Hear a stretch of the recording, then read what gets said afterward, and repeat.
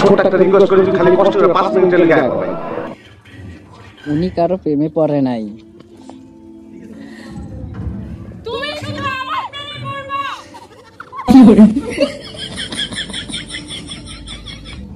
হ্যাঁ, ওনার তো আর খায়া দেয়া কোনো কাজ নাই, উনি শুধু আপনার প্রেমেই পড়বে।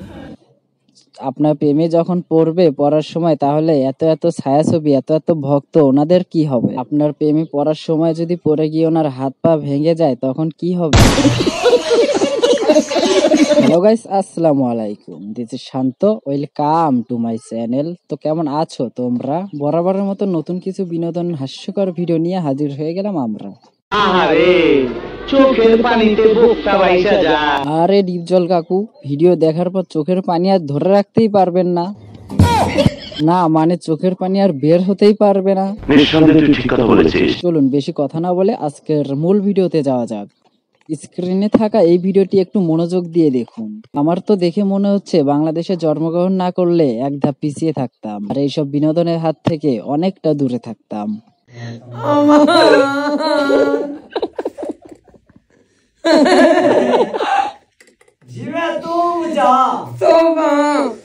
এই ভিডিওটি দেখার পর আমার শুধু একটাই কথা মনে পড়ছে, আর তা হলো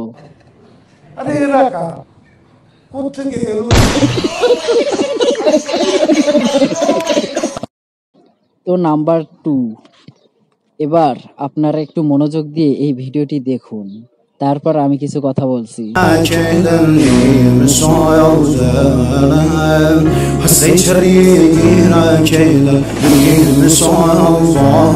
কি দেখলেন? ছেলেটি আকাশের উপর উঠে নামাজ আদায় করছে।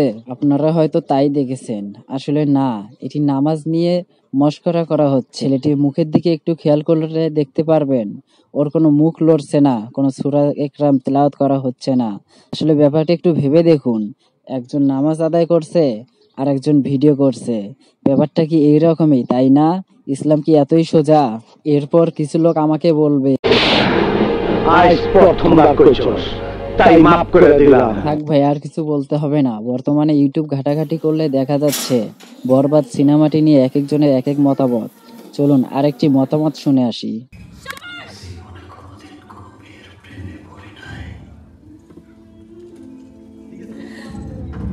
তুমি শুধু আমার প্রেমে পড়বা। একে নিয়ে আপনারাই কিছু বলে যান। যাই হোক গাইস, এই ছিল আমাদের আজকের ভিডিও, এবং পরবর্তী ভিডিওতে কি চান আপনারা অবশ্যই কমেন্ট করবেন। আর প্রত্যেক কমেন্টকারীকে আমরা পরবর্তী ভিডিওতে স্ক্রিন রেকর্ড করে তুলে ধরার চেষ্টা করবো ইনশাআল্লাহ।